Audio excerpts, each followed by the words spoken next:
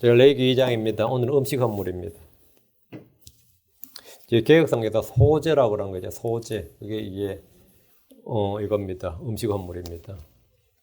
소재란 말이 와닿아요, 뜻이. 그게 뭔 뜻인지 이거 사전 찾아봐야 될 것 같은데. 소재. 그래서 개혁성경은 접근성이 어려워요. 영어로는 너무 쉽고요. meat offering. 예, 아주 쉽고요. 킹제임스 성경은 너무 쉬워요. 음식 건물. 예, 음식 건물. 예, 2장 1절부터 3절까지가 음식 건물에 대한 일괄적인 것이고, 3절부터 이제 구체적으로 이제 음식 건물을 뭐 굽든지 어떻게 뭐 납작한 판에 굽는지 화덕에 굽는지 이렇게 구체적으로 음식 건물 드린 방법은 이제 그 다음번 나오니까 오늘은 1절부터 3절까지만 하겠습니다. 그리고 다음 시간에 수요일 날 제가 4절부터 끝까지 이제 15절, 16절까지 음식 건물 드리는 방법인데 이것도 한번 해보면 제일 쉬운데 뭐 어려운 건 없는데 글로 보면 또 어려워하는 분도 있죠. 자, 2장 1절 같이 읽습니다.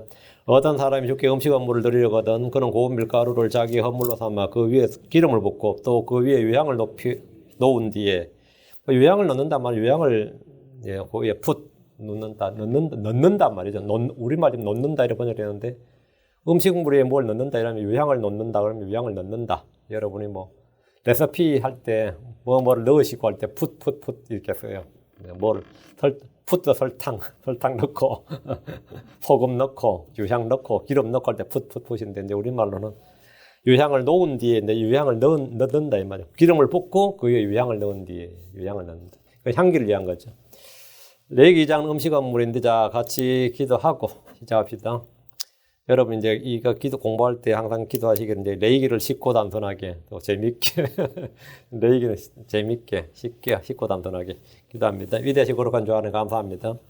이제 레위기 성경 공부합니다. 하나님께 은혜 주셔서 구약에서 율법의 규례로 이렇게 헌물 드리는 방법에 대해서 구체적으로 지정해 주셨는데 이것이 오늘 배움과 교훈으로 또 훈계로 저희에게 주신 것들을 저희가 깨닫게 해 주시고 또 아버지 하나님 저희가 거룩에 관한 법 하나님께서 주신 법을 잘 배울 수 있도록 은혜 베풀어 주시옵소서. 하루 아버지 하나님께 이 시간 또 성령의 기름 부음이 넘치게 하셔서 저희가 지혜와 명철의 말씀을 잘 깨닫도록 도와주십시오. 아버지 하나님 은혜 베풀어 주시고 저희로 하여금 마음에 말씀으로 인한 기쁨과 즐거움이 가득 차게 해주시고 또 아버지 하나님 이 배우는 기쁨이 속에서 넘치게 해주십시오. 감사 좀 주셨습니다 합니다. 아멘. 예. 레위기 2장은 음식 건물입니다. 개혁성경을 사용하는 한국의 크리스천들이 대부분 이제 소재라고 부릅니다. 음식 건물이 훨씬 쉽고 의미가 정확합니다. 킹제임스 성경에서 음식 건물이라는 단어가 meat offering, meat M-E-A-T, meat offering이죠. 어제 동주가 보더니 막 고기네 그러더라고요. 고기, 그럼 meat offering 하면 meat offering 고기, 근데 고기 아닌데 이거 grain인데. 그래서 이제 현대 역본에서는 현대어로는 이제 meat하면 대부분 고기죠. 고기라는 단어 사용되지만 이 meat이라는 것은 모든 종류의 음식에 다 사용되고 특히 드링크, 음료 헌물의 반대말을 행하면 돼요. 음식을 두 개 나눌 때 meat offering, drink offering 딱 두 가지인데 액체로 된 건 다 드링크고 나머지는 meat offering인데 그러면 herb 있죠. 그린 허브도 meat입니다. 킹제임스 성경에서 사용될 때 이제 여러분이 창세기 1장 30절 창세기 1장 30절에 오면 모든 종류의 음식에 다 사용되는데 창세기 1장 3절에 또 땅의 모든 짐승과 공중의 모든 날짐승과 속의 생명이 있어 땅에서 기는 모든 것에게 내가 모든 푸른 채소를 그린 헐브 모든 푸른 채소를 먹을 것으로 주었노라. 여기 먹을 것이 뭐냐면 미트예요. 내가 모든 푸른 채소를 미트로 주었노라. 그 미트는 뜻이 뭐죠? 양식이란 뜻이단 말이에요. 미트란 뜻은 고기가 아니고 양식이다. 먹을 것으로 주었노라 하시니 그대로 되니라. 푸른 채소가 짐승들이 주는 양식입니다. 미트입니다. 미트는 고기가 아니고 음식, 양식이란 뜻임을 알 수 있습니다. 창세기 40장 17절 보면 이 단어의 뜻을 더 분명히 볼 수 있는데 창세기 40장 17절 맨 위에 있는 바구니에는 파라오를 위하여 만든 온갖 종류의 구운 음식이 있었는데 베이크드 미트 구운 음식이 있었는데 새들이 내 머리 바구니에서 그것들을 먹었노라. 이게 보면 베이크 미트 이 나오죠. 구운 음식, 온갖 종류의 구운 음식, 온갖 종류의 그 음식 구운 음식이니까 화덕이나 프라이팬에다 구운 거 다 그 미트란 말이죠. 그게 뭐 뭘 굽든 간에 그게 뭐 콩나물을 구워도 콩나물을 볶아도 미트예요. 그 온갖 종류의 구운 음식이란 말에서 음식이 이제 미트입니다. 그 쿠키나 와퍼나 케이크 다 구운 음식에 해당됩니다. 고기란 뜻이 아닙니다. 역대기상 23장 29절, 역대기상 23장 29절. 그들이 보여주는 빵과 음식 건물에 쓸 고운 밀가루와 누룩 없는 납작한 빵과 냄비에서 구운 것과 튀긴 것을 맡고 또 부피와 크기에 관한 온갖 종류의 일을 맡았으며 이랬는데 이 구절은 음식 건물에 사용되는 재료와 어떻게 건물을 만드는지가 잘 나옵니다. 음식 건물에 쓸 고운 밀가루, 누룩 없는 납작한 빵, 냄비에서 구운 것, 튀긴 것 이런 게 쭉 나오죠. 현대역본에서 meat offering이라는 말은 이제 킹제임스 성경에는 meat offering 이렇게 돼 있는데 NIV에 보면 grain offering, 곡물, grain 곡물이죠. grain offering 돼 있고, 이제 RSV를 보면 cereal offering, cereal이라고 돼 있고, ASV는 meal offering, meal, M-E-A-L, meal offering 이렇게 돼 있는데, meat란 말을 다 바꿔버린 건데, 이것이 더 쉽고 정확한 의미라고 자랑하는데, 또 이 보통 크리스천들은 그렇네, 뭐 grain offering이 쉽네. 근데 grain은 아니에요. meat가 grain은 아니라고. cereal도 meal, 이건 전부 다 meat의 일부죠. 그 뜻이 부정확한 거지 더 쉽네가 아닙니다. 이것이 더 쉽고 정확한 의미로 자랑하지만 더 쉽고 정확한 게 아니라 오류입니다. 그것이 거짓이단 말이죠. 주의 말씀을 사람들이 마음대로 바꿔버리면 이 구절을 통해 주께서 말씀해 주시는 진리를 조명받을 수가 없게 됩니다. 신약에서 우리 주님께서 왜 meat offering이 신약에서 우리 신약 성도에 주는 의미가 뭐냐예요. 우리 주님께서 meat, 음식, 양식, 주님께서 이것이 나의 양식이니라 할 때 이 meat가 뭐냐면 주의 뜻을 행하는 것이 뭐라고요? 양식이라 그랬어요. 요한복음 4장 34절에 예수님께서 그들에게 이르시되 내 양식은 my meat. 내 양식은 나를 보내신 분의 뜻을 행하고 그분의 일을 끝마치는 것이니라. 그 성도들에게 meat가 뭐라고요? 주의 일을 행하는 것. 주의 뜻을 행하고 마치는 것이 meat라고요. 그럼 우리가 드려야 할 음식 건물이 무엇인지 알 수 있는 거죠. 주의 뜻을 행하는 겁니다.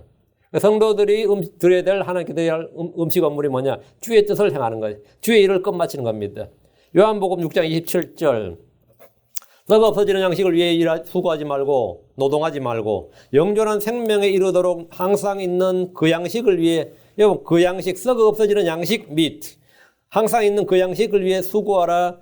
그것은 사람의 아들이 너에게 주리니 그를 하나님 아버지께서 봉인하셨느니라. 여기 보면 그 양식을 항상 있는 그 양식이 뭐죠? 여기 meat예요.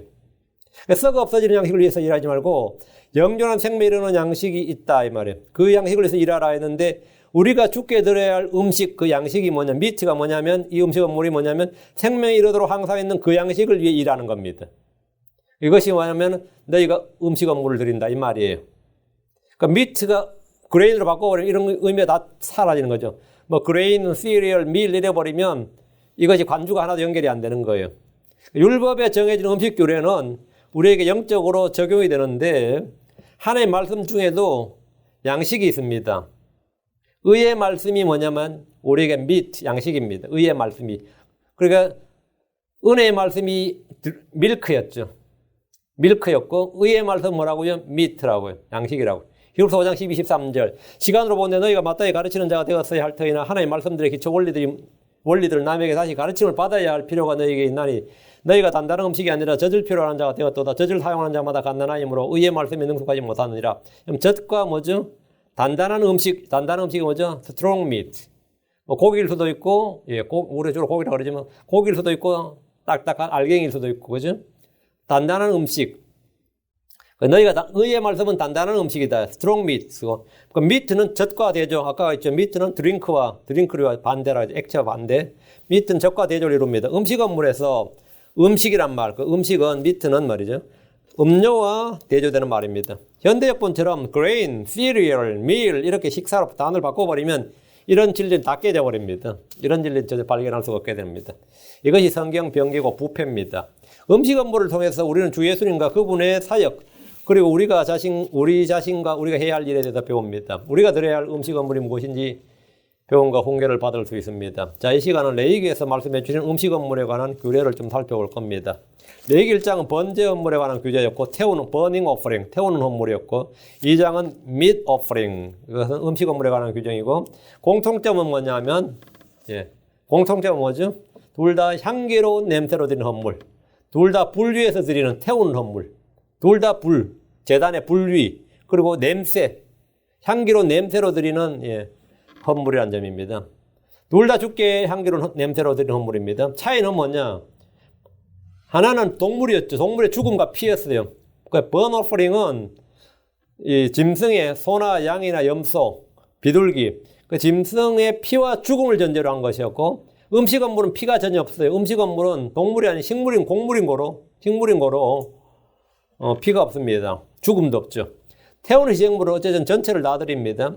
피를 흘린 다음 고기를 모두 제단에 올리고 전부를 태웁니다. 음식 업물은 전부가 아니라 부분 일부를 드립니다.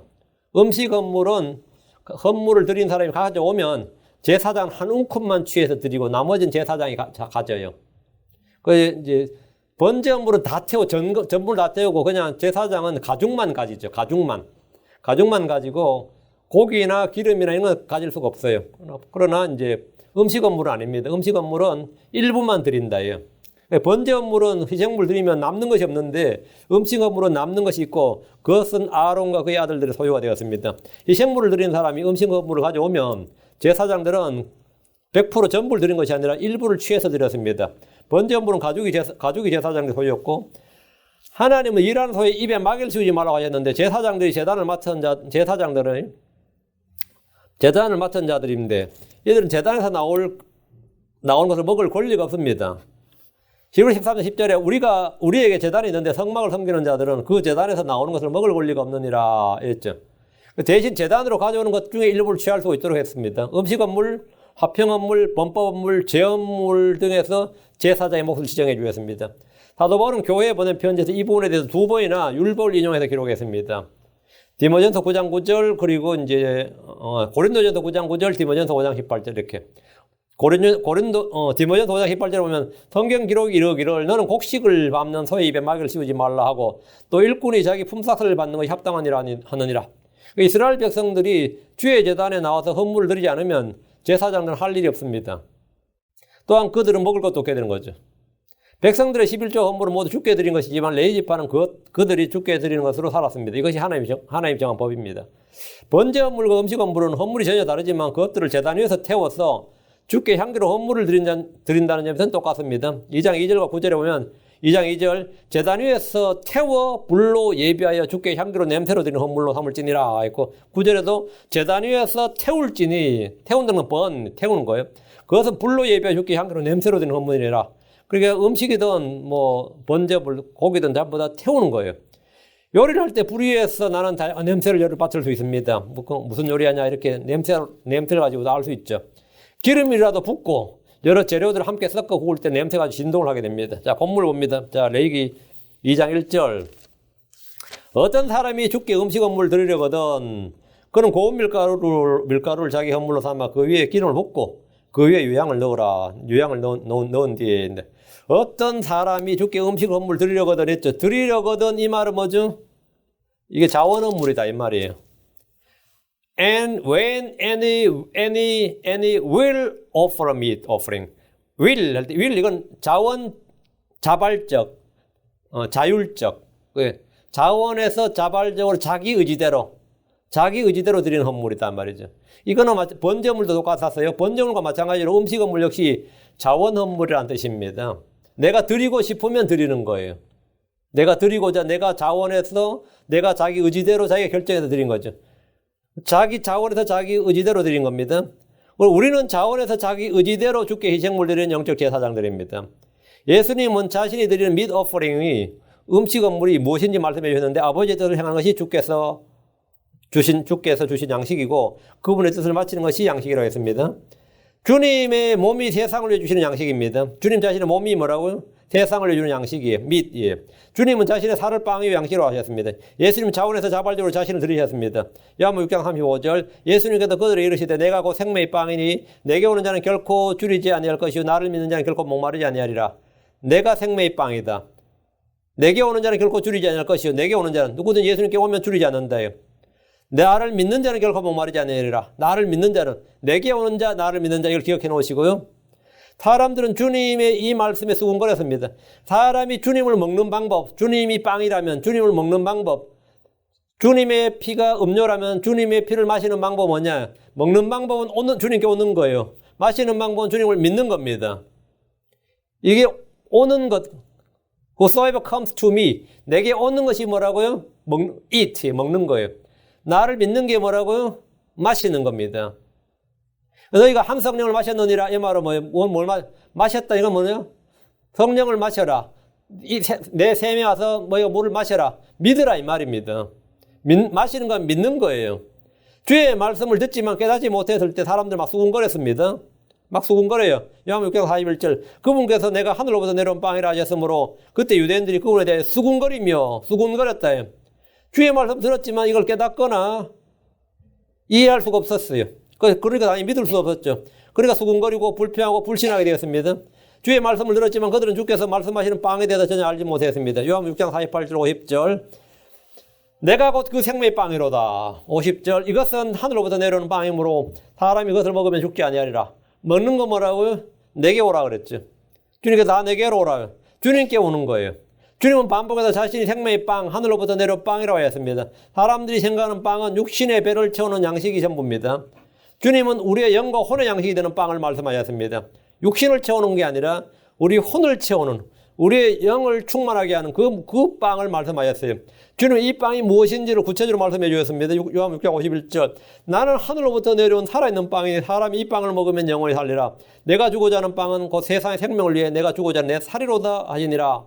주님의 살이 생명을 주는 빵입니다. 주님의 피는 음료입니다. 이 빵을 먹는 자는 영원히 삽니다. 자, 54절, 56절. 누구든지 내 살을 먹고 내 피를 마시는 자는 영원한 생명이 있나니 마지막 날에 내가 그를 일으키리라. 내 살은 참으로 양식이요. 그래서 양식이요가 meat입니다. My flesh is indeed meat. 내 피는 참으로 음료이니 my blood is indeed drink. 음료니 이 말이에요. 내 살을 먹고 내 피를 마시는 자는 내 안에 가고 나도 그 안에 가느니라. 예수님께서 자기 몸을 양식으로 하셨어요. 어떤 이들은 이것을 성찬식에서 먹는 빵과 포도주라고 생각합니다. 캐톨릭 하체설이 그런 주장의 바탕을 두고 행하는 겁니다. 그러나 이는 성경에 대한 무지와 오류로 인해 생긴 전통입니다. 예수님의 살을 먹는다는 것은 그분의 몸이, 그분의 살이 말씀이 육신이 되신 분, 하나님께서 사람이 되신 분이라는 사실을 믿는 겁니다. 하나님께서 자기 위에 종의 형체를 입고 사람의 모습이 되셨습니다. 그분의 피를 마신다는 것은 그분의 피가 하나님의 피란 사실, 흠없고 점없는 어린 양의 피란 사실을 믿는 겁니다. 처음부터 계시던 영이요 말씀이신 주 하나님께서 사람과 동일한 살과 피에 참여하셨습니다. 그분을 믿는 것이 먹는 겁니다. 그분을 마음으로 믿고 내 안에 받아들인 것이 먹는 거예요. 믿는다, 받는다, 먹는다, 이건 동일한 말씀입니다. 주님 우리를 위해 자신을 주셨습니다. 나를 먹으라고 하셨습니다. 요한복음 6장 57절 58절. 살아계신 아버지께서 나를 보내심에 내가 아버지로 말미암아 사는 같이 나를 먹는 그 사람도 나로 말미암아 살리라. 나를 먹는 그 사람. 예수를 믿는 사람은 뭐라고요? 나를 먹는 그 사람. 나를 먹는 그 사람. 나로 말미암아 살리라. 이것은 하늘로부터 내려온 그 빵이니라. 너희 조상들이 만나를 먹고도 죽음과 달리 이 빵을 먹는 자는, 이 빵을 먹는 자, 예수로 자신을, 나를 먹는 자는 뭐예요? 영원히 살리라. 예수님은 자신의 몸을 제단 위에 올려놓으셨습니다. 자신의 살과 피를 우리에게 주셨어요. 다시 레위기로 와서 2장 1절. 그는 고운 밀가루를 자기의 헌물로 삼아. 고운 밀가루는 알갱이가 부서지고 가루가 되는 게 고운 밀가루입니다. 덩어리 다치지 않도록 채로 흔들어가지고 완전히 부서서 채로 걸러서 그게 고운 밀가루예요. 부서지고 가루가 되는 건데 그분은 미리 가루가 되듯이, 예수님은 미리 가루가 되듯이 우리를 위해서 찢기셨고 부서지셨습니다. 주 예수님의 몸은 철저히 채찍과 가시와 주먹과 침뱉음과 목과 창으로 부서졌고 고운 가루가 되셨습니다. 예수님은 자기 몸을 고운 밀가루로 만드셨고 자기를 헌물로 삼아서 주께 드리셨습니다. 예수님이 생명의 빵이라면 성도들은 뭡니까? 우리 역시 빵입니다. 고린도서 10장 17절에 우리가 많아도 한 빵이요 한 몸이니 이는 우리가 다 그 한 빵에 참여하는 자들이기 때문이니라. 빵이란 기본적으로 밀이나 보리를 수확한 후에 가루로 갈아진 후에 다시 불로 굽습니다. 그렇죠? 가루로 갈아서 그걸 다시 불로 굽는다고요. 가루가 되는 과정이나 불로 굽는 과정이 없이 빵이 될 수는 없습니다. 고운 밀가루는 밀을 수확한 후에 맷돌로 간 겁니다. 밀을 갈지 않으면 빵을 만들 수가 없습니다. 날짐승들이나 가축들은 어떻게 먹어요? 알갱이를 그대로 먹습니다. 날짐승들, 새들도 보면 알갱이를 그냥 그대로 먹는데 사람들은 그대로 못 먹습니다. 여러분이 밀을 그대로 먹어요? 갈고 부수어서 요리를 해 먹어야 됩니다. 갈고 부숴야 돼요. 사람은 그래요. 죽게 드리는 고운 밀가루는 여러 번 갈아서 입자가 작고 가는 겁니다. 굵고 거친 밀가루가 아니라 고운 밀가루는 주께서 고난을 받으시고 영이 상하신 것, 마음이 상하신 것, 몸이 상하신 것을 다 보여줍니다. 주님은 얼굴이 상하셨습니다. 주님은 상한 마음의 소유자였습니다. 고운 밀가루는 곱다는 거. 고운 밀가루가 여러분 밀가루 만질 때 어때요? 손으로 만지면. 고운 밀가루. 온유함과 부드러움을 나타냅니다. 주께서 나는 마음이 온유하고 겸손하니 이렇게 말씀하셨습니다. 온유함과 부드러움은 성령의 열매입니다. 갈라디아서 5장 22절 23절에 그러나 성령의 열매는 사랑과 기쁨과 화평과 오래 참음과 부드러움과 선함과 믿음과 온유와 절제니 같은 것을 대적할 법이 없느니라. 부드러움, 선함, 믿음, 온유. 부드러움과 온유는 뭐라고요? 성령의 열매다. 고운 밀가루죠. 사도 바울은 성도들에게 유모처럼 부드러웠습니다. 데살로니가서 2장 7절에 유모가 자기 아이들을 돌보던 너희 가운데서 부드러운 자가 되었노라. 바울은 성도들에게 뭐라? 부드러운 자가 되었노라. 부드러운 자가 되었노라. 주의 종은 모든 사람에게 부드러워야 됩니다. 부드러워야 돼요. 디모데후서 2장 24절에 주의 종은 결코 다투지 말아야 하며 모든 사람에게 부드러우며 가르치길 잘하며 인내하며 다투지 말고 모든 사람에게 부드러우며 그 사람이 이제 부드럽다면 접근하기 쉬운 거죠. 그 사람한테 말 걸기도 쉽고 접근하기도 쉽고 뭐 상담하기도 당연히 쉽고 근데 뭔가 어렵고 접근하기 힘들고 하면 이 부드러운 게 아닌 거죠.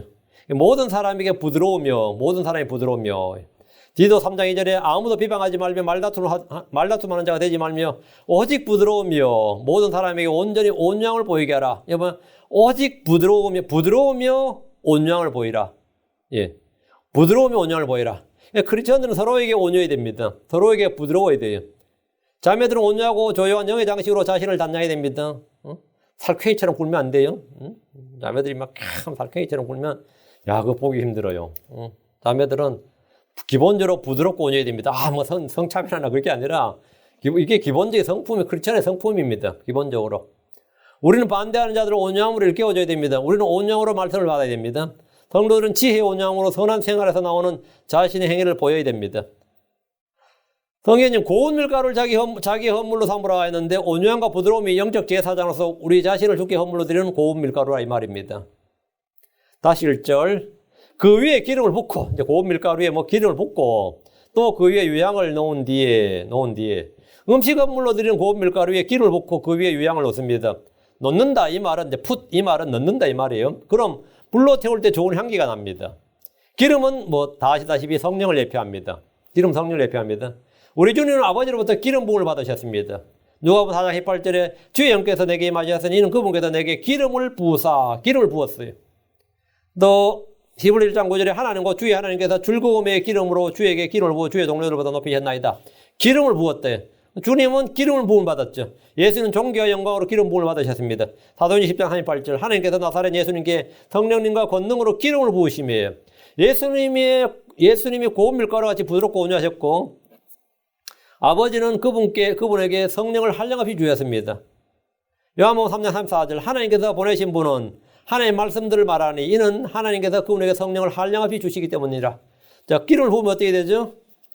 고운 밀가루에 기름 부으면 흡수돼 버리죠.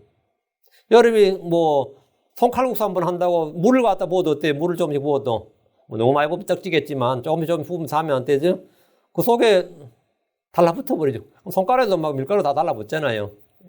그럼 그 물과 밀가루는 고운 가루는 완전히 흡수가 돼서 하나가 돼 버린다. 이건 분리가 불가능해져요. 그때 분리가 불가능하다고. 그러니까 우리가 성령의 기름 부음 받으면 성령과 우리가 따로 노는 게 아니라 하나가 된다.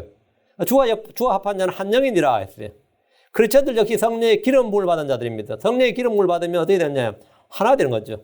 고운 밀가루에 기름을 부으면 기름과 잘 섞이게 되는데 이는 성령의 기름 부으심을 받은 그리스도와 성도들의 모습과 일치합니다. 우리는 그리스도를 통해 성령 안으로 침례를 받습니다. 성령 안으로 침례를 받으면 어떻게 되죠? 완전히 하나가 되는 거죠. 기름에 묻은 고운 가루는 기름과 분리되지 않습니다. 주와 합한 자는 한 영이고 분리되지 않습니다.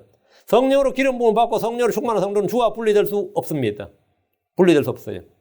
기름을 흡수한 고운 가루는 불에 닿을 때 완전히 태워집니다. 우리 역시 성령으로 체험받을 때 주께 완전한 헌신을 할 수 있습니다. 주의 기름 부으심을 통해 나는 타오르는 등불처럼 탈 수 있습니다.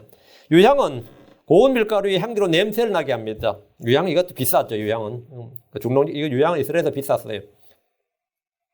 유향은 뭘 대표하죠? 기도입니다. 향기예요. 하나님 우리를 통해 그분을 아는 냄새를 풍기게 하시는 분입니다. 고린도서 2장 14절에 항상 우리를 그리스도 안에서 승리하게 하시고 우리를 통해 모든 곳에서 그분을 아는 냄새를 풍기게 하시는 하나님께 이제 감사하노라. 여기 보면 그분을 아는 냄새를 풍기게 하신 하나님, 이게 유향이죠. 헌신이란 주의 제단 위에서 기름과 유향으로 부음받은 고운 밀가루를 주께 태워서 드리는 겁니다. 유향은 동방의 형제들이 주께 드리는 선물 중 하나고 기도를 예표합니다. 예수는 우리를 위해 자신을 향기로운 냄새 헌물과 희생물로 하나님께 드리셨습니다. 우리 역시 하늘 향한 그리스도의 향기로운 냄새입니다. 주 예수님은 육체로 계시는 동안 기도로 시작해서 기도로 인생을 마치셨습니다. 히브리서 5장 7절에 그분께서는 친히 육체로 가던 때에 자기를 사망으로부터 능히 구원하실 분에게 강렬한 부르짖음과 눈물로 기도와 간구를 들으셨고 또 친히 두려워하셨으므로 하나님께서 들으셨느니라. 그분께서 이 육체로 계시는 그 하시는 동안 뭐라고요? 강렬한 부르짖음과 눈물로 기도와 간구를 들으셨다.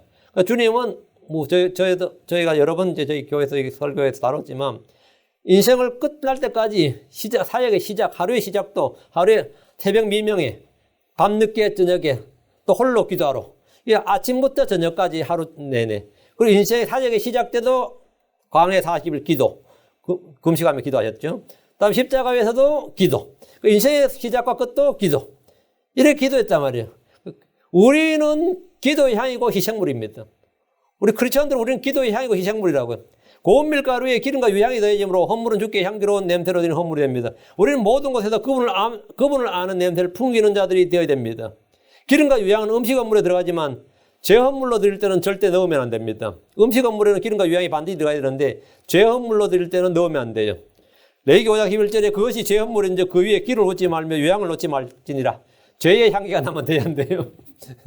죄의 기름과 유향이 나면 그건 당연히 안 되죠. 제 헌물에는 절대 유향과 기름을 넣으면 안 되고 음식 헌물에는 기름과 양을 넣는데 우리 자신이만 주님께 드려지는 헌물이기 때문이다. 자, 다시 레위기 2장으로 2절. 그것을 아론의 아들들인 제사장들이 가져갈 것이요. 음식 헌물을 이렇게 한 다음 1절처럼 한 다음에 말이죠. 기름 붓고 유향을 넣은데 고운 밀가루에 이제 고운 가루에 기름 붓고 유향을 넣은데 이제 그걸 제사장들이 가져가는 거예요. 그럼 거기에서 그 밀가루와 기름에서 한 움큼을 취하고 그 모든 유향을 취할 것이며 제사장 그 헌물의 기념물을 제단 위에서 태워 불로 예배해 주께 향기로운 냄새로 드리는 헌물로 삼을지니라. 그럼 제사장이 이제 헌물을 드린단 말이죠.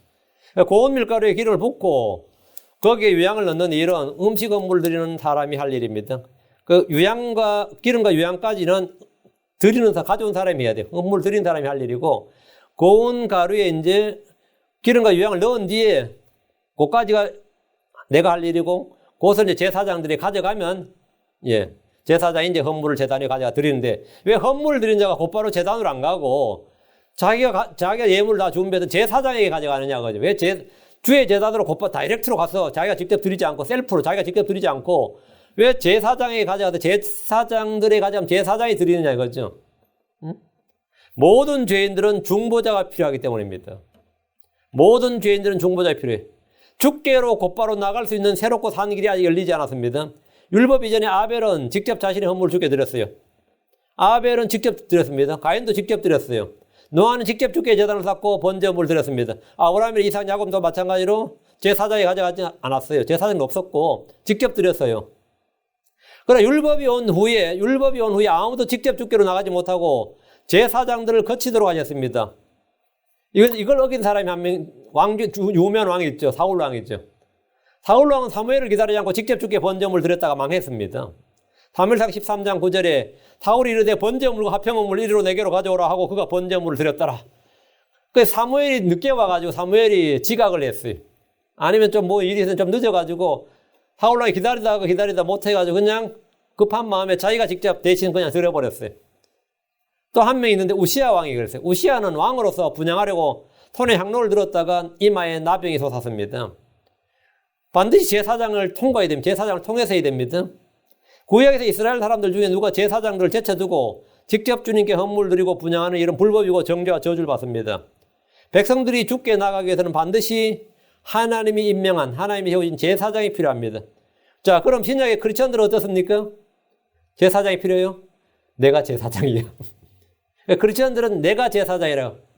크리스천으로서 우리는 제사장들이 필요치 않습니다. 우리 모두가 영적 제사장들입니다.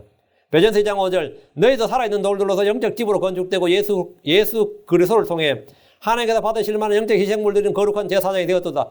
우리가 희생물 드리는 제사장이라고요. 우리가 희생물을 드리는 거룩한 제사장이 된 거예요. 베드로전서 2장 9절 그러나 너희는 선정된 세대의 왕가의 제사장의 거룩한 민족의 특별한 백성이니 이것은 너희를 어둠에서 불러내어 자신의 놀라운 빛으로 들어가게 하신 분께 대한 찬양을 너희가 전하게 하려 하심이니라. 너희는 뭐라고요? 선정된 세대의 왕가의 제사장이요. 너희는 제사장, 거룩한 제사장, 하나님의 제사장, 그리스도의 제사장이 된 거예요. 우리가 바로 하나님과 그리스도의 제사장들입니다. 이미 제사장들인 크리스천들은 구약 율법 아래 있지 않고 레위 제사장들이 필요치 않습니다. 대신 우리는 우리의 중보자요 대제사장이신 예수 그리스도가 필요합니다. 우리에겐 예수 그리스도가 필요합니다. 우리는 그리스도를 통하지 않고 through Christ죠. 그리스도를 통하지 않고 without Christ 하면 nothing이에요. 우리는 언제나 through Christ. 우리는 그리스도를 통하지 않고 그리스도 예수님 없이는 아무것도 할 수 없습니다. 그게 기도든 헌물이든 희생이든 뭐든 예수를 통하지 않고 예수를 없이는 아무것도 할 수 없습니다. 그리스도를 통해 드려지는 헌물이 아니라면 그 어떤 것도 하나님께 받아들여지지 않습니다. 자, 지금 이걸 예표하기 위해서 제사장들에게 가져갈 것이요. 우리는 누구에게로? 예수 그리스도께로. 예수 그리스도가 우리의 중보자다. 다시 2절. 그는 거기에서 그 밀가루와 기름에서 한 움큼을 취하고 그 모든 유향을 취할 것이며 제사장은 그 헌물의 기념물을 제단 위에서 태워 불로 예비해 죽기 향기로운 냄새로 드리는 헌물로 삼을지니라. 제사장은 음식 헌물 들고 온 것에서 밀가루와 기름에서 한 움큼을 취하고 그 모든 유향을 취합니다. 한 개로 빠뜨리면 안 됩니다. 제사장 가져온 헌물들을 모두 취해서 그 헌물의 기념물을 제단 위에서 이제 태웁니다. 제사장은 음식 헌물을 태워 불로 예비하여 죽게 향기로운 냄새로 드리는 헌물로 삼습니다. 음식 헌물은 내가 일한 것들 중에서 취한 것으로 죽게 드리는 향기로운 헌물입니다. 번제 헌물은 내가 일한 게 아니죠. 남의 생명을 취하는 거예요. 동물 대신 대속이잖아요. 음식 헌물은 내가 일한 것의 열매라고. 내가 일한 것의 열매. 이것은 뭐냐면 성도들은 선한 행위의 열매를 맺어요. 의의 열매를 맺어 그것을 죽게 드린 겁니다. 그리고 우리는 혼을 이겨오면 그 혼, 구령의 열매. 우리가 맺은 열매, 성례의 열매. 우리가 맺은 열매를 죽게 드리는 거예요. 이것은 우리의 믿음의 선한 행위들과 구제와 기도와 찬양 이런 것들을 주께 향기로운 냄새의 헌물로 드려야 함을 말해주는 겁니다. 이게 음식 헌물이에요. 우리는 선한 행위로 빛을 비춰 주께 영광을 돌려드려야 됩니다. 우리는 하나님 것이 우리의 몸과 영으로 주께 영광을 돌려야 됩니다. 우리는 성도들에게 은혜를 베풀어 줌으로써 하나님께 영광을 돌립니다. 그리스도인으로 고난을 받음으로써 하나님께 영광을 돌립니다. 우리는 이것을 불로 예배하여 주께 향기로운 냄새로 드리는 헌물로 삼아야 됩니다. 여기서 주목할 말씀 다시 2절. 제사장은 그 헌물의 기념물을 제단에 태워요. 기념물이란 말이 언더라인. 기념물. memorial. 여러분, the priest shall burn the memorial of it upon the altar. memorial. 그것을 뭐라? 그 기념 헌물, 그것의 기념물이라고 해요. 음식 헌물은 뭐죠? 기념물이다 이거예요. 음식 헌물은 memorial, 기념물이다. 음식 헌물을 걸어 보면서 그 헌물의 기념물, 그 헌물의 지금 우리는 그 헌물을 했는데 이게 뭐냐? The memorial of it이 이제 앞에 이제 음식 헌물이니까 그런데 그것의 기념물을 태울지니에요. 그것의 기념물을. 음식 헌물을 걸어 지금 그 헌물의 기념물, 음식 헌물은 기념물입니다. 주께 향유를 부은 여인이 한 일을 보고 제자들 포함해 사람들은 그 여자를 비난했지만 주님은 그 일이 복음이 선포되는 모든 곳에서 뭐한다? 기념이 된다. 기념하시겠다 하셨어요. 그게 그 향유를 부은 여인의 일, 그걸 뭐라고? 그거는 기념물이다 이거예요. 마태복음 26장 13절에 마태복음 26장 13절 진실로 내가 너희에게로는 온 세상 어디든지 이 복음이 선포되는 곳에서는 사람들이 이 일 곧 이 여자가 행한 일도 말하여 그녀를 기념하리라 하시니라. 그녀가 행한 일이 뭐라고요? 부었죠. 향유를 부었죠. 그것은 기념물이 되었단 말이죠. 우리가 주를 위해 한 일이나 주로 인해 받는 고난이나 주를 향한 헌신은 주께 기억되며 주께서 기념하십니다. 세상에서 위대한 인물들은 세상 사람들이 다 기념해요. 뭐 기념물도 짓고 도서관도 짓고 뭐 위인전기도 하고 뭐 영화도 만들고 해서 다 기념하죠. 옛날에 조금 뭐 알렉산더도 하고 뭐 그리스의 철학자들도 하고 뭐 종교인들도 하고 다 뭐 만들고 뭘 합니다. 만들죠. 장군들 뭐 전쟁 영웅들도 하고. 그러면 주를 위해 헌신한 사람들 누가 합니까? 여러분이 뭐 28살에 죽은 뭐 28살인가 26살인가 28, 한 30도 안 돼 죽은 데이빗 브레이너드 같은 사람요. 데이빗 브레이너드 같은 사람은 누가 기념해요? 크리스천들이 뭐 데이빗 브레이너드 생애와 일기 그런 책을 읽는 거죠. 응? 크리스천들이 뭐 존 웨슬리를 누가 기억합니까? 누가 기념합니까? 주님이 복음이 선포되는 곳에 기념되는 겁니다. 성도들의 기도와 구제는 주께 기억되고 기념물입니다. 고넬료를 생각해 보십시오. 고넬료의 기도와 구제가 어떻게 됐다고요? 예. 사도행 10장 4절. 그가 그를 바라보고 두려워하여 이르되 주여 무슨 일이니까 하니 그가 그에게 이르되 내 기도와 내 구제가 올라와 하나님 앞에서 기억되었은즉. 내 기도와 내 구제가. 그 고넬료의 기도와 구제가 하나님 앞에서 하나님께 올라와서 기억되었다예요. 하나님께서 기억하시고 기념하시는 겁니다. 우리가 행하는 선한 행위와 기도는 사람들을 무시할지 몰라도 하나님 앞에서 모두 다 기억되고 기록됩니다. 예수님은 자신의 죽음을 주께서 오실 때까지 기억하고 보여주라고 하셨습니다. 나를 기억하여 이것을 행하라 이렇게 예수님 인류 역사에서 영원히 기억되고 기념이 될 헌물을 드리셨습니다. 예수님 죽게 드려진 향기로운 냄새의 헌물이셨습니다. 우리는 우리 몸을 살아있는 희생물로 죽게 드리고 우리 지체를 의의 병기로 드림으로 죽게 향기로운 냄새의 희생물이 됩니다. 아가서 4장 1절에 오 내 정혼자여 내 입술은 벌집같이 꿀을 떨어뜨리며 내 혀 밑에는 꿀과 젖이 있고 내 옷의 향기는 레바논의 향기 같구나. 이게 뭐냐면 죽게 향기를 헌물로 드리는 향기로 냄새로 드리는 헌물이다 이거예요. 우리 자신이 바로 헌물이다 이거예요. 내 입술, 우리의 말, 기도와 찬양, 감사 이것도 전부 다 헌물이다. 우리가 하는 선한 행위 다 헌물입니다. 다 헌물이에요. 그것은 하나님께 향기로운 내 옷의 향기는 레바논의 향기 같구나 했습니다. 다음 3절입니다. 43절. 그 음식 헌물에 남은 것은 아론과 그의 아들들의 것이 될지니 그것은 불로 예비하는 주의 헌물 중에서 지극히 거룩한 것이니라. 제사장은 음식 헌물 중에서 한 움큼을 주의 제단 위에 태워 주께 향기로 헌물로 드리고 나머지는 이제 돌려주는 것이 아니라 남은 것은 돌려주는 것이 아니라 제사장의 소유로 취했습니다. 이 말씀은 10절에 다시 한번 반복되죠. 10절에 보면 그 음식 헌물에 남은 것은 아론과 그의 아들들의 것이 될지니 이랬어요.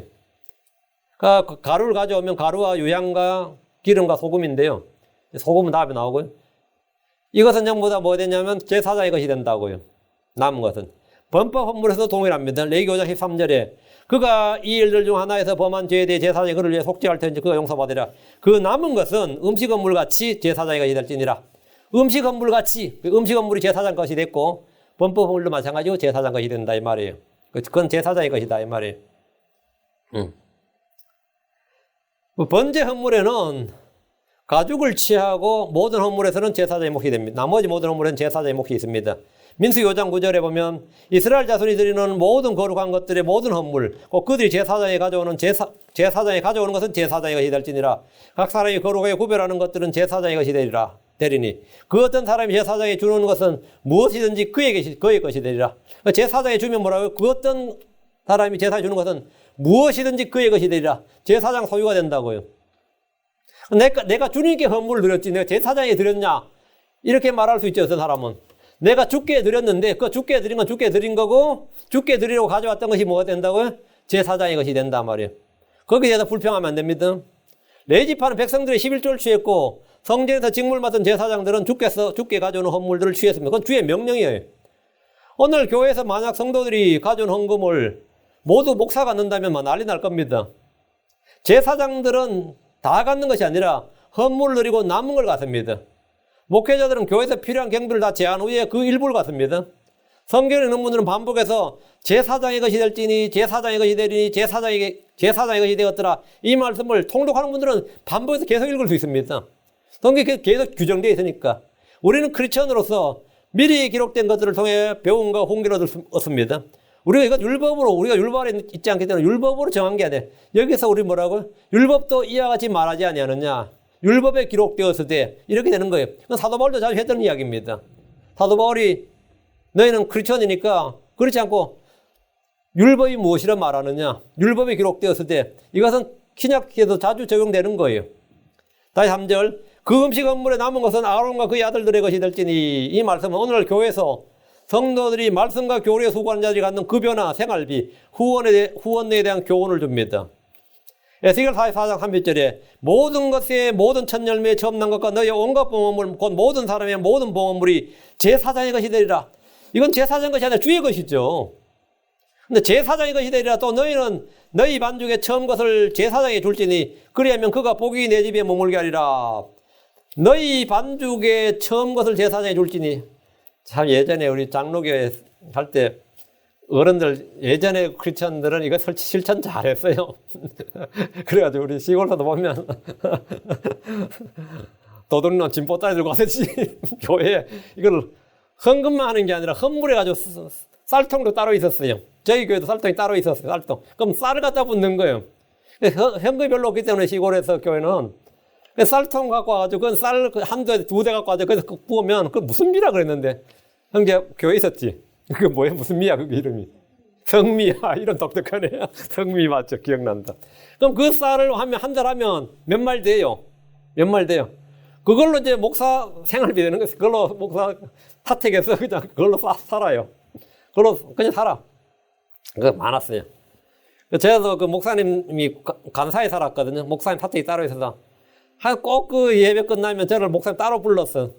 그러면 뭐 대접을 참 잘해줘서 내가 목사님들이 뭐 이렇게 많으니까 주의 집에는 부족함이 없느니라 하면서 내가 진짜 이런가? 그때 그런 생각을 하죠. 아니 그때 완전 뭐 초짜가 돼가지고 진짜 그런가? 나도 목사님 늘 그 말 했어요. 제 박성수 목사님인데 지금 좀 돌아가셨겠다. 그때 연세 걸고 그러니까. 근데 거기다 보면 교회 오른쪽에 보면 딱 있었어요. 제 기억에 그래요. 근데 이게 바로 이제 이게 요즘은 뭐 이게 그 도시에서나 이런 거 거의 없죠. 도시에 뭐 교회들에서 뭐 성미가 두고 있는 건 없을 겁니다. 뭐 기껏 산다면 이제 집에서 안 쓰는 옷이나 아니면 물품 갖고 와서 바자회 하고 뭐 이 정도지. 그 바자회 하면 뭐 그 성교 헌금 쓰거나 교회 경비 물품 쓰거나 뭐 아니면 뭐 자매면 자매 뭐 형님 이런 식으로 돈 쓰지. 그 제사장 이것이 되리라 이러면 안 되죠. 우리가 다 제사장이니까 그런 건 안 되죠. 근데 이건 어쨌든 제사장 이것이 되리라 이랬단 말이죠. 주님은 주의 성전에서 섬기는 제사장의 몫을 분명하게 규정을 해주셨어요. 제사장은 전임 직분입니다. 전임 직분이었어요. 파트타임이 아니고.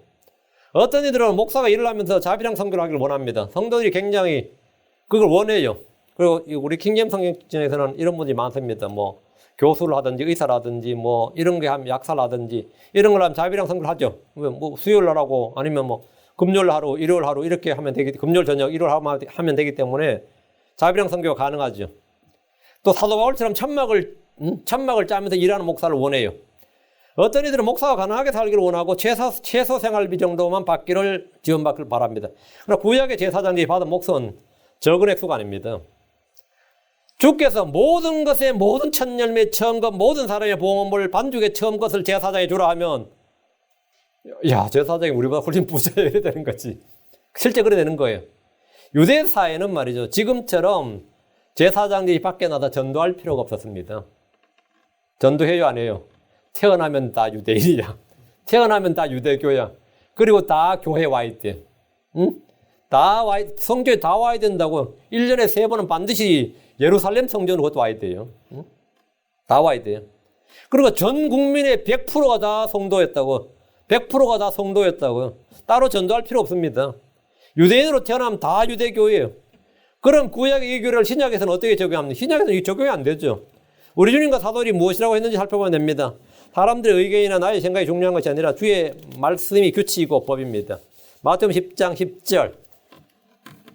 마태복음 10장 10절. 일꾼이 자기의 먹을 것을 받는 것이 마땅하니라. 누가복음 10장 1절. 바로 그 집에 머물며 그들이 주는 것을 먹고 마시라. 일꾼이 자기 품삯을 받는 것이 마땅하니라. 일꾼이 자기의 먹을 것을 받는다. 일꾼이 자기 품삯을 받는 것이 마땅하니라. 당연히 전혀 논쟁할 것이 없습니다. 논쟁거리가 아니에요. 우리 주께서 제자들의 사역을 맡기면서 주신 말씀입니다. 이와 달리 말하는 것은 모두 거짓 교사입니다. 거짓 교리고 속임수입니다. 이 말씀 우리 주님과 다르게 말하는 사람은 다 거짓이에요. 신약교에서 주어진 명령들인 바울 서신에는 뭐라고 되어 있느냐? 고린도서 9장 13, 14절. 거룩한 것들에 관하여 섬기는 자들이 성전에 속한 것들로 사는 줄 너희가 알지 못하느냐? 제단에 섬기는 자들이 제단과 함께 헌물에 참여한 자들임을 너희가 알지 못하느냐? 이와 같이 구약과 똑같다 이거는. 신약도 똑같다. 이와 같이 구약을 딱 인용해 놓고 이와 같이 주께서도 복음을 선포하는 자들이 복음으로 살 것을 정하셨느니라. 이렇게 그대로다 이거예요. 그러니까 사도 바울은 구약의 규례를 신약에 그대로 적용했습니다. 이분은 구약과 신약 동일이다 이거예요. 이와 같이 이 말은 뭐냐? 구약에서 제사장들과 같이, 성전에서와 같이, 제단에서와 같이 이 말입니다. 갈라디아 6장 6절. 말씀마다 가르침을 받는 자는 가르치는 자와 함께 모든 좋은 것을 나눌지니라. 말씀마다 가르침을 받는 자는 가르치는 자와 함께 모든 좋은 것을 나눌지니라. 모든 좋은 것을 나눌지니랍니다. 또 꼭 자기 그라지에서 쓰다만 것 버리긴 아깝고 이거 뭐 하긴 한 거 이런 거 주면 안 돼요. 버리기는 아깝고 팔기는 못하고. 이렇게 목사님 드세요. 이거 황당한 일이에요. 저희 집에도 몇 년간을 남의 집 그라지에 쓰던 냉장고를 썼거든요. 그 전기가 엄청 나와서 에디슨에서 냉장고 바꿔라. 내가 보조금 줄게요. 레터가 왔어. 응? 네 집 냉장고가 너무 구형이라 전기를 너무 많이 먹으니까 냉장고를 바꿔라. 에너지 세이빙 되도록. 그러면 냉장고 바꿀 수 있도록 우리가 쿠폰을 뭐 몇백 불 줄게. 세상에 그런 황당한 일을 처음 겪어봤네요. 응? 그 집에서 왜 안 버렸겠어요? 버리기는 아깝고 쓸 수는 없고 그 다음에 팔 수도 없고. 목사님까지 있어요. 이래 된 거예요. 저희 집에 뭐 침대고 다 그런 것들입니다. 버리기는 아깝고 남의 집 할 때 뭐 다 그걸 썼어요. 근데 거기에 대해서 상당한 만족감을 갖는 것 같아요. 제가 볼 때는 성도들은 목사가 그런 것에 쓰는 것에 대해서 상당히 만족감을 갖는 것 같아요. 만족 갖고 거기에 대해서 흐뭇해하는 것 같아요. 그 실종 안 시키려면 그거 써야 할 때 또 그 버리면 또 난리 나요. 중거 버렸다고. 그런데 성경에 따르면 그게 아닙니다. 성경에 따르면 모든 좋은 것을 나눌지니라요. 그래 앞으로 여러분이 만약에 저한테 갖고 올 땐 제일 좋은 거 갖고 오셔야죠. 제일 좋은 거 갖고 오셔야 돼요. 집에서 내가 써도 이거 너무 아깝다 싶은 거 있죠. 이런 걸 가져오세요. 그래 아니면 그거는 전부 다 헛방이야. 어디서 쓰레기장에 갔다 맨날 제가 쓰레기 갖다 버리느라고요. 진짜로 쓰레기 우리는 아파트에 사니까 쓰레기통이 크잖아요. 자기 집은 좀 뭐 작은 하우스 사는 사람들은 그냥 컨테이너 작은 거잖아요. 박스 같은 거 뭐 바스켓 같은 거 그냥 2개 하니까 쓰레기 버리고 우리는 큰 이제 여기 같은 상업용 커머셜 쓰레기통이니까 뭐 쓰레기 처리해 달라는 뜻인 줄 알아요. 저는 맨날 오면 맨날 쓰레기 처리해 줘야 돼. 갖다 버리고 아유 이제 질린다. 이제 배운 사람들은 그러면 안 됩니다. 이제 무식해질 땐 그래서 치고 모든 좋은 것을 나눌지니라. 알죠? 모든 좋은 걸 나눌지니라. 신약 성도들 역시 구약 성도들이 제사장들이 했던 것처럼 성경을 이와 같이 이 말씀처럼 말씀을 가르치자 모든 종을 나눠야 됩니다. 가장 좋은 걸 주님께 가져와 당연히 성전 제단에 가져올 때 가장 좋은 걸 가져오죠. 가장 좋은 걸 좀 가장 좋은 것을 제사장 취하는 겁니다. 거기서 절대로 나쁜 걸 취하는 거 아닙니다. 흠 있는 거나 허물 있는 거나 이런 거 요거는 제사장한테 요거는 허물로 드리고 요거는 제사장에 가지세요. 이게 아니에요. 주님께 드리는 그것을 갖는 겁니다. 다시 3절. 그것은 불로 예비하는 주의 헌물 중에서 지극히 거룩한 것이니라. 불로 예비하여란 말씀은 그리스도의 고난을 예표합니다. 제단 위에 드려지는 헌물은 모두 불로 예비하는 주의 헌물입니다. 제단에는 피를 뿌리고 기름을 태우고 고기를 태웁니다. 음식 헌물은 곡식을 태웁니다. 제단 위는 우리의 죄와 불법에 대한 주의 심판이 집행되는 것이 제단 위예요. 그게 제단 위라고 제단 위. 음식 헌물은 일단 곡식을 태우는 거죠. 그거 태우는 거예요. 제단 위는 태우는 거예요. 주께 드려진 헌물은 지극히 거룩한 것입니다. 주께 드려진 거니까 다 지극히 거룩한 거죠. 성경에서 지극히 거룩한 것이라고 규정한 것들이 있는데 가장 대표적인 것이 뭐죠? 가장 대표적인 게 Holy of Holies, Most Holy, 지성소죠. 지성소는 주께서 계시는 곳으로 지극히 거룩한 것이고 완전히 분리된 겁니다. 뜰은 세상과 좀 그래도 접해 있잖아요. 성막도 분리된데 성막 속에 다음이 지성소니까 완전히 분리된 곳. 그래서 지극히 거룩한 곳. 이렇게. 거룩한 곳의 의미의 뜻이 뭐죠? 분리된 곳 말이에요. 주께 드려진 헌물들은 지극히 거룩한 것. 이거는 완전히 분리된 겁니다. 예수로서는 지극히 거룩하신 분입니다. 우리의 믿음 역시 지극히 거룩한 믿음입니다. 유다서 1장 20절에 그러나 사랑하는 자들아 너희는 너희의 지극히 거룩한 믿음 위에 너희 자신을 세우며 성령님마다 기도하고 거룩한 믿음이 지극히 거룩한 믿음이 되었죠. 이게 뭔 말이에요? 지극히 거룩하면 우리의 믿음은 하나님의 아들의 믿음, 주 예수의 믿음, 성령의 열매이고 성령께서 선물로 주신 믿음입니다. 그래서 세상에서 사람들이 믿음하는 믿음하고는 완전히 구별된 믿음이 Christianity faith예요. 우리가 말하는 faith라는 것은 대사에서 말하는 이 biblical faith라는 것은 혼을 구원하는 saving faith죠. 이건 살아있는 living faith입니다. 이건 일하는 working faith. 이것은 세상 모든 종교에서 나름 믿음을 갖고 있지만 그 믿음과는 완전히 지극히 뭐라고요? 완전히 구별된 믿음이에요. 우리의 믿음은 그 출처가 뭐라고요? 하나님이라고요. 하나님 말씀에서 온 것이란 말이죠. 성령의 열매고 성령의 선물. 하늘로부터 난 믿음. 내가 갖고 있는 믿음은 바로 그런 믿음입니다. 이 말씀 그래서 지극히 거룩한 믿음 위에 거룩한 믿음 위에. 그래서 주의 헌물 중에서 지극히 거룩한 것이니라 했는데 우리가 성경에서 말하는 거룩한 것은 이런 거예요. 우리의 믿음은 하나님의 아들의 믿음이기 때문에 거룩합니다. 주 예수 그리스도의 믿음이란 말입니다. 그래서 하나님의 말씀으로서 온 믿음이기 때문에 전적으로 제사에서 말하는 믿음과 전적으로 구분되는 그런 지극히 거룩한 것입니다. 이상은 음식 업물에 대한 개략적인 내용을 정리한 건데 4절부터는 음식 업물을 구체적으로 드리는 방법에 관한 겁니다. 뭐 화덕이 굽든지 납작한 판에서 굽든지 무엇을 넣고 무엇을 넣지 말아야 되는지 등에 대한 구체적인 이제 규례가 나오는데 이 부분은 이제 수요일 날 다루겠습니다. 그래서 아주 쉽습니다. 읽으면 쭉 쉬운데 신약에 어떻게 적용하는 부분만 이제 우리가 다루면 간단합니다. 이제 음식 업물 그렇게 잠깐 기도하고 마치겠습니다. 위대하시고 거룩한 주 하나님 감사합니다. 하나님께서 은혜와 복을 주시고 주의 영을 충만케 해주셔서 오늘 저희가 들은 모든 말씀대로 저희가 주께 드려지는 것, 그리고 우리 자신의 몸, 우리 자신의 지체를 주님께 거룩한 희생물로 드리고 우리가 어디서나 주께 향기로운 헌물로 향기로운 냄새로 드려지게 해주시고 그리스도를 아는 냄새를 풍기게 하시기를 간구합니다. 사랑 아버지 하나님 은혜 베풀어 주십시오. 아버지 하나님께서 또 저희가 하는 모든 행위들, 또 기도와 또 선한 행위들, 구제와 또 하나님 앞에서 입술의 모든 열매들 이런 것들이 참 음식 헌물처럼 그리고 주 앞에 지극히 거룩한 것으로 드려질 수 있도록 해주시고 자 향과 기름이 고운 가루 위에 뿌려지듯이 넣어지듯이 또 저희도 성령의 기름 부으심과 또 기도의 향으로 또 주님께서 주시는 그런 양식으로 저희가 음식 업무를 드릴 수 있도록 도와주십시오. 사랑하는 아버지 하나님께서 은혜를 다하시고 이 레이기 말씀을 통해서 구약의 규례들을 통해서 신약에서 주는 교훈들을 잘 배우고 익히도록 인도해 주십시오. 감사드리며 주의 성기도합니다. 아멘. 아멘.